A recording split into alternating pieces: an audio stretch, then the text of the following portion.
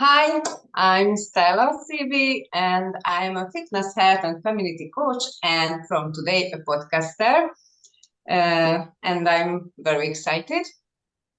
I will speak about always about mindset, about health, and my guest will inspire you and motivate you. And let's see who is my first guest. Hi, Arthur. Hey Stella, how are you? Uh, uh, let's start with telling us who you are and what do you do. Well, my name is Arthur Clark. Health Coach Art is the name of my coaching business. I am way far away from you in the very southwest of the US on a warm day, and I'm sure it's not warm there. No, Um, it isn't. yeah. I am a certified health and life coach. I basically work with people, helping them. A lot of my clients, work with me to lose weight. I have a history of chronic illness myself, so I have worked with type 2 diabetics and people who are pre-diabetic, and the goal, of course, is to lower their A1C, if not reverse it completely. So that's pretty much my niche. But I work with almost anybody because, as you probably know, sometimes health issues cause life issues, and quite often life Yes, issues cause health issues. So that's why the health and life coach thing works together pretty well. yes, yes. And I think some of the experts say that we have to pick a niche, but sometimes I want to help not just to women in menopause. Sometimes I would like to help some others too Right. who has Yeah. health issues or just want to change their lifestyle. Every And tell client, me, yeah, every client I've worked with is unique, and it's very interesting. It's always fascinating because quite often, um, when I'm starting with somebody, they have this one goal. Oh, I want to lose 20 pounds or whatever. But as maybe you've experienced, when they go through my 90-day program, it starts shifting to, where they're starting to realize where they have health issues, and their priorities become, well, I'd rather be healthy than skinny. It's kind of yes, like that number on the scale isn't quite as important anymore. I'm working with somebody right now who, she just wanted to lose weight, about 20 pounds. But she didn't realize until we had a few sessions how stressed she was. So the focus has become working with her to help her manage that stress. And we're almost all the way through the 90-day program. And usually what I do is I will video record the first session if they want it. And I'm glad I did, because she can go back now and look at that first session and see the difference in her. She was worked up. She was showing, I got to lose weight, and all that, because she's a runner and she wants to race and all that. And it's just amazing the transformation that can happen in areas where you least expect sometimes. So, yeah, and it's as people can know, be amazing. stress is the number one killer. I mean, it's at the root of so much chronic illness and other issues, and people don't realize what stress does to the human body. Yes. And tell me your story. Why did you choose to be a I think fitness? it actually chose me. Um, you know, in May of 2020, right when COVID was, going crazy in the world, I lost my job. I had been in facilities management for about 30 years, and I'm a little older, so it was very clear right away. That career was probably over. I had to go to Plan B, but at the same time, maybe it was due to the stress, the COVID thing going on, is when I started dealing with some very strange symptoms. I weighed about 260 pounds. About 45% of me was body fat. And I was starting to have these weird problems with my vision. I'd be like, all of a sudden, it's like I was looking through like in a blizzard, like a bright white kaleidoscope. And being an artist, that really scared me. But I would have other symptoms like my blood pressure would suddenly drop to like 60/30. I mean, it was crazy. Walking up a flight of stairs, it felt like I had just done 100 squats with a barbell on my back. I wouldn't be out of breath, but my muscles would ache and hurt. It was very weird. But when my vision, and I let those symptoms go for about 5 months, believe it or not, I was very stubborn. I was like, I can get over this. It's nothing. But when my Men's usually doesn't want to go to the doctor, yeah? Typical guy, right? But when my eyes started doing that, being an artist, it really scared me. So make a long story very short, I went to my doctor, found out I was a type 2 diabetic. I had an A1C of almost 12, and it should not be over 5.7. So I was twice over what my A1C should be. But the worst news was I was also stage 3 kidney disease, very close to stage 4. I had an EGFR, EGFR is the number that determines how well your kidneys are functioning. We should be 60 or higher. Mine was 38. And I was only about 8 or 9 points away from stage 4. And, I had other problems. I had high blood pressure. I had acid reflux. I dealt with gout. I had fatty liver. And on top of all that, I found out I had a growth on one of my adrenal glands, so which turned out to be nothing, but it was like a lot of bad news all at once. And it really rocked me. I didn't know what diabetes was. As far as I was concerned, they just gave me a death sentence, especially with the kidney disease. And so I went home and I spent a lot of time just Googling and watching documentaries. And I realized, as close as I was to stage 4, I had to do something like now. I didn't have the luxury of waiting it out. And my options were do nothing and die young, wired to a machine, probably dialysis, or see what I could do to turn my health around. And the interesting thing is, everything I read said, while type 2 diabetes can sometimes be reversed, once your kidneys are damaged, they're done. You can't reverse damage to your kidneys. And even my doctor told me, he's just like, don't get your hopes up too much. And whatever reason, something inside me just refused to accept that. I can't explain that. I just got determined that I was going to prove them all wrong. And here is somebody who knows nothing about nutrition. I didn't know anything about exercise or anything like that. All I knew is I had to do something. So I just made this decision that I was not going to go on a diet. I knew I had to lose weight. If I was going to get rid of the kidney problem, I had to fix the diabetes. So first action was lose weight. And I just decided I was not going to go on a diet. I was just going to change my lifestyle. And it's exactly what I did. I could spend a lot of time talking about the diet and all that stuff. And, we don't have that much time. But my first area of attack was sugar.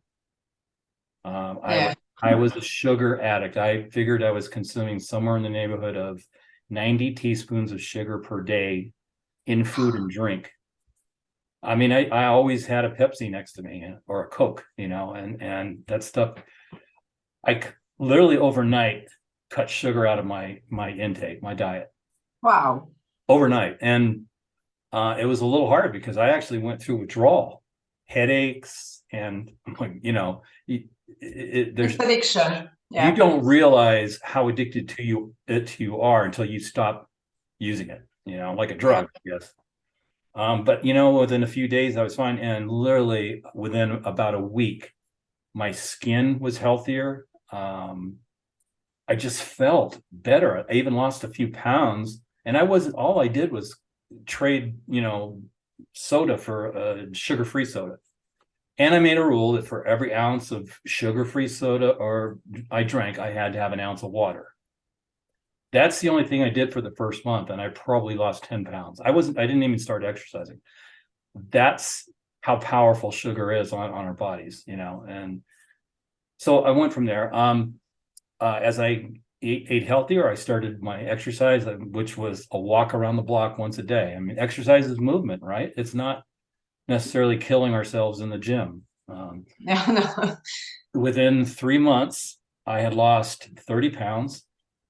My body fat dropped from 45 to about 25 in 3 months. Wow.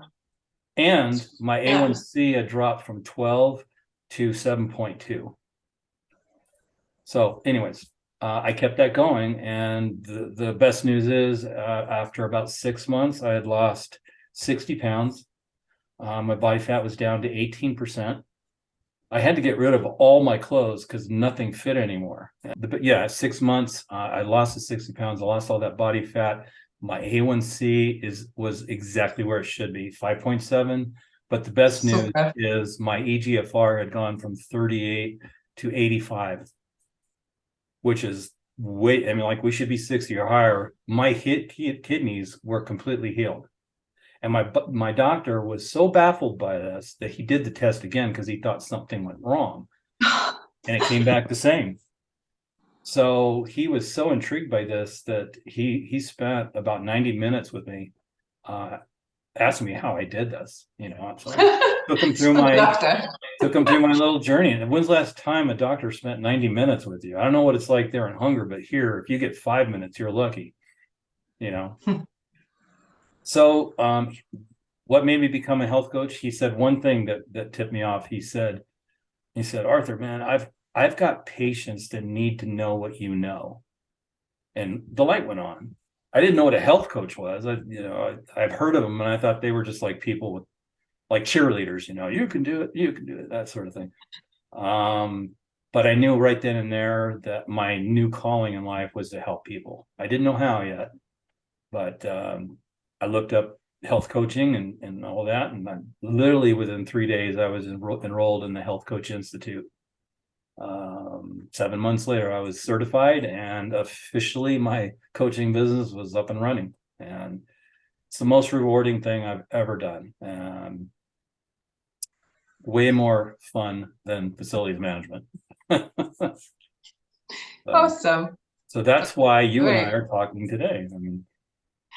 Yes. It's awesome story, really. Yeah, I think with this you can really inspire others because there is a way out from sugar addiction, for example, because people usually know, but should they do? But sometimes they don't have some issues or problems. They don't do anything about it. Yeah. And I think coaches who had in the past some issues or problems and overcome it, they can be a really good coaches because they can understand their clients more, they struggles, then their feelings, and they can build a trust easier, I think. Do you think? Well, I think that, unfortunately, we live in a society, at least in the US, I'm not sure what it's like in Europe, where doctors are trained to diagnose and medicate. Yes. They're not trained to educate us. It's, the doctor does not look at it like it's his job to tell us how to fix this problem through nutrition or whatever. I know my doctor has dropped hints that they are highly pressured by the pharmaceutical companies to push their drugs. I have it's the same here. Yeah. And I think they just looking to the symptoms and they don't care about root cause of the problem. Right. And I think they could, but they didn't learn to Yeah. do that. So I heard a it's doctor say that, in the 12 years of his education, they spent about 2 weeks on nutrition. yes, I I heard mean, too. that's mind-boggling, because I absolutely believe, and I think, you and I are the same thought, that we've been given bodies that if they're fed well and they're taken care of, they can heal itself of almost anything. Yes. I'm sure there are exceptions. I'm going to not put my neck out on the line and say everybody can reverse their diabetes if they do this. Everybody's different. I have seen people, I've worked with several pre-diabetics that by the time we're done, they were no longer pre-diabetic.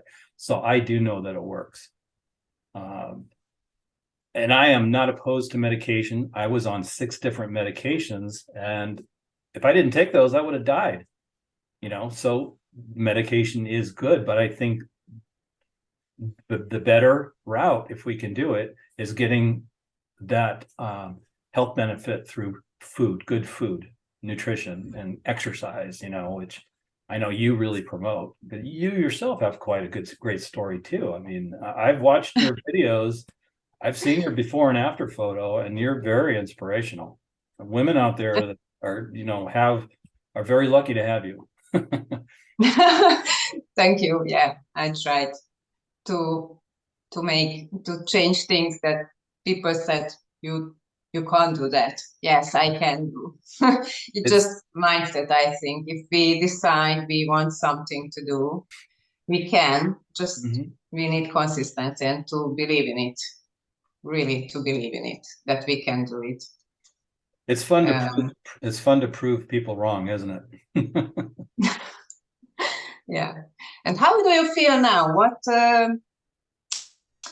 are the things you can do now and you couldn't, let's Oh say, my.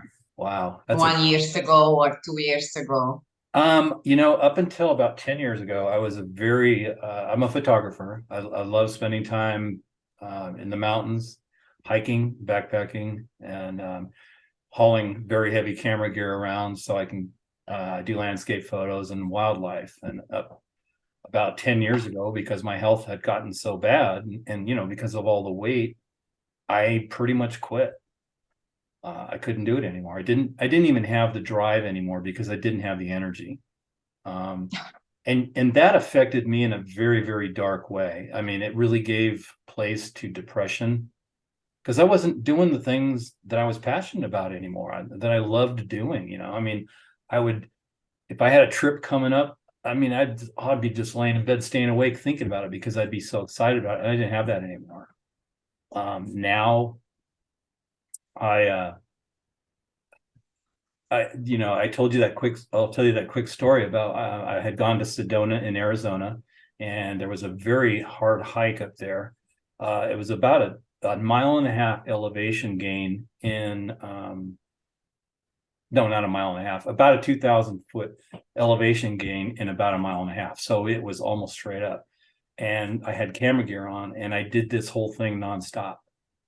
And I was just blown away because even when I was healthy, I couldn't have done that. So I came back down and I saw this little old man looking up there, and I asked him if he was okay. He looked like he was probably in his 90s, very frail. And he just very quickly told me that him and his wife used to come there every year and hike that trail when they were younger. And she had died a few years ago. And I was like, well, do you want to, I'll go with you. Do you want to do it again? Do it with me. And he was like, you're crazy. You just came down. And I said, I can do it. And I told him a little bit about my story. And so he held onto my arm, this little old man. And we took a long time. It took him quite a while, but we went up and he'd have to take a rest. We got all the way up to the top, and he started crying because I think, realized this is this last time. Probably he's going to be able to do this. And him and his wife were Holocaust survivors. So he told me some of his story, and I was like, oh my gosh, we think we have it bad. that he went through some rough times. So we went down there, back down the hill, which was probably harder on him than going up. And he was just so grateful that he got to do this one last time. And we parted ways, and I just had to stop and think. I said, you know what? If I had not gone through my transformation, got myself healthy and strong enough to do that, that man would probably not have had that one last time to live out his dream. And it just really lit up in me how much people like myself and you are being watched. The things that we're doing and inspire and affect other people. This had a profound effect on this old man. He got his last wish because of me. And I was like, Oh, so I was just so grateful that I happened to be right there when he was there. And I could have said, well, I'm really tired. I don't know. But so you asked what sort of things can I do now that I couldn't do? I mean, that's probably the best example that I can give you. it's a so nice story. I had a goosebumps. Yeah, me too. It's really nice because you just not make just somebody else happy because you get happy. Yeah. You because it's so incredible. You can help others and you can feel better from that. It's just the difference in me now, the confidence in being able to help people if they want it. Not everybody is ready to make a change, and I'll help who I can. And tell me, you changed completely your diet, and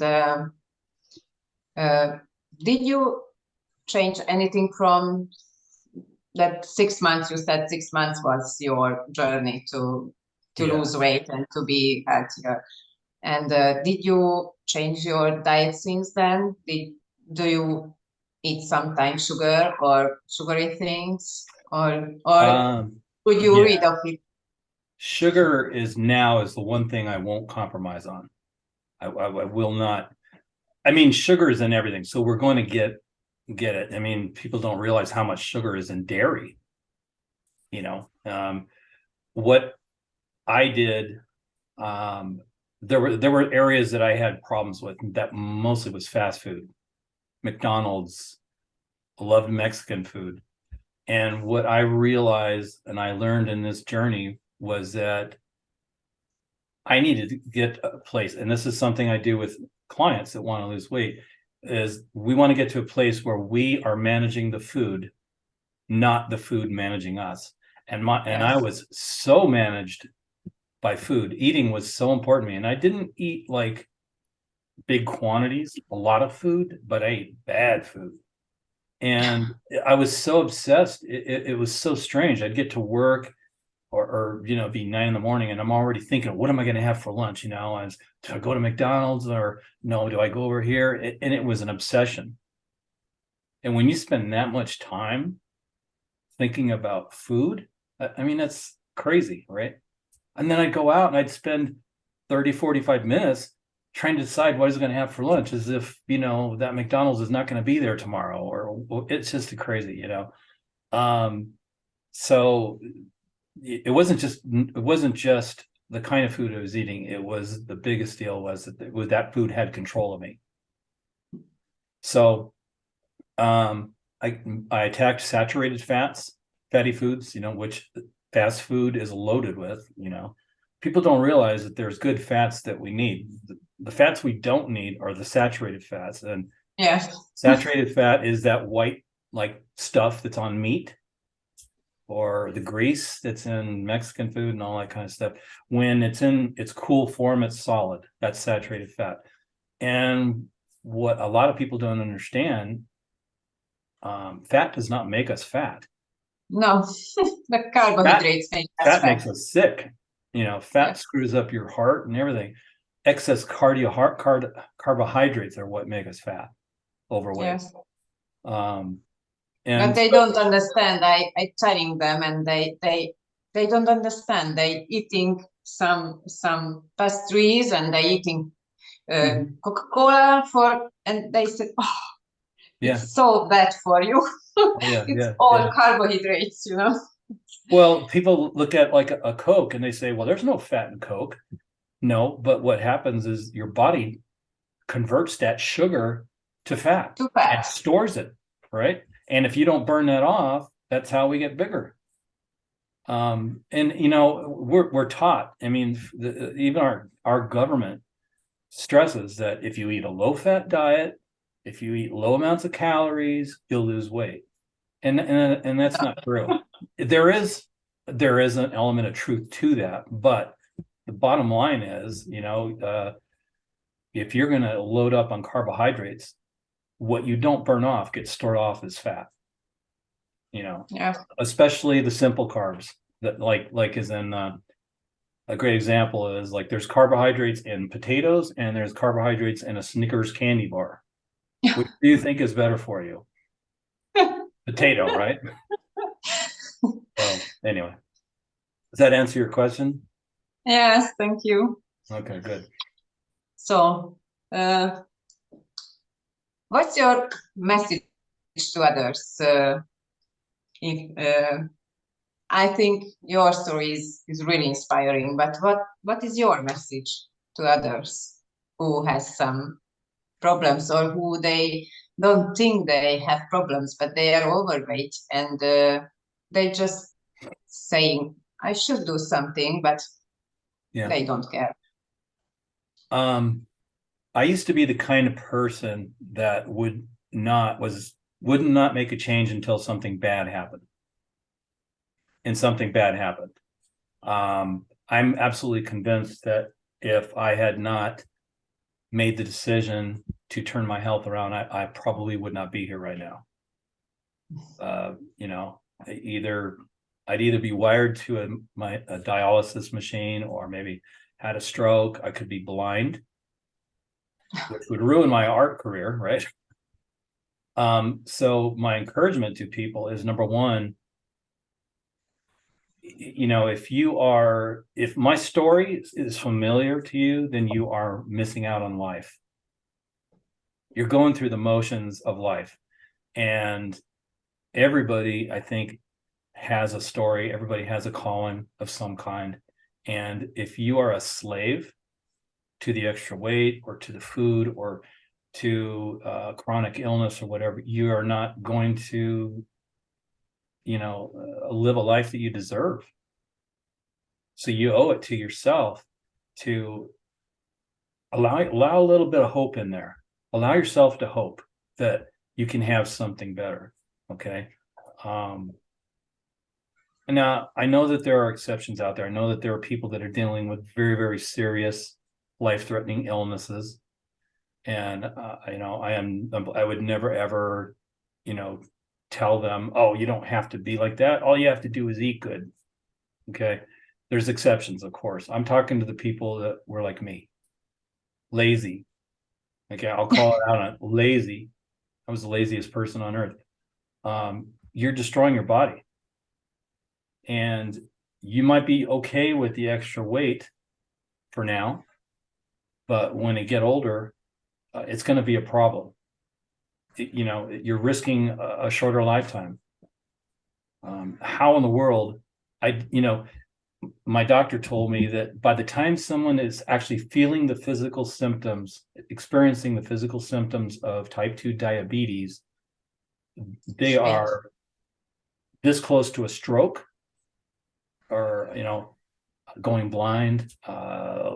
Serious diabetics have amputations, their feet, you know, the circulation is not so good anymore. And they have, I had a friend many years ago. I had to have both his feet amputated because he was so overweight, and the circulation, because of the diabetic problems, his feet were just dying. They had to remove them. I mean, it's that serious. So I would just encourage people to, you know, they know that they need to do something.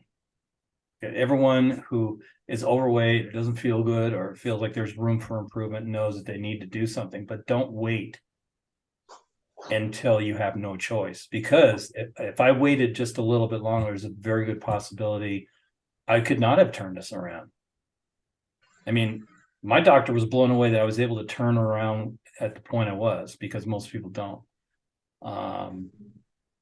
But I was just absolutely determined to prove them wrong. That was my biggest goal, is to say, ha ha ha, you were wrong, right? And the other thing too is, you know, we're talking about health coaching here and stuff. The most powerful aspect, and I know, Stella, I know you know this, with working with the coach, is accountability. Being accountable to somebody is so powerful, because you know, I remember before I'd go on a diet, right? I wouldn't tell anybody. I go, you know, at work, when I went to an office, I'd go have my little lunch of rabbit food, you know, in my office where nobody could see. And the reason why I didn't want anyone to know is because if I failed, then nobody saw me fail, right? When you're working with a coach, or even if you just have a friend, you say, I want to be accountable to you. Please, you know, check in on me, ask me how I'm doing. When I'm meeting with somebody once a week, they know in a week or so we're going to be talking about their goals, and you know, they get to a place where they want to make their coach proud of them, you know. And you know, that's where the real power of working with a coach comes from, you know, especially when you're working with somebody who knows exactly what you're going through, has been there, they've walked Yes. the walk, you know. And I know you're working with women that are experiencing the same exact things that you went through. That's super powerful and very, very effective. So, you know, consider it, you know, working with a coach. It could make the difference in your life that you want and need. Yes. Thank you. It's very inspiring. And I just want to really thank you for giving me the opportunity to share my story. I hope that your viewers spark some hope in somebody out there. And I hope so. Thank you for being here.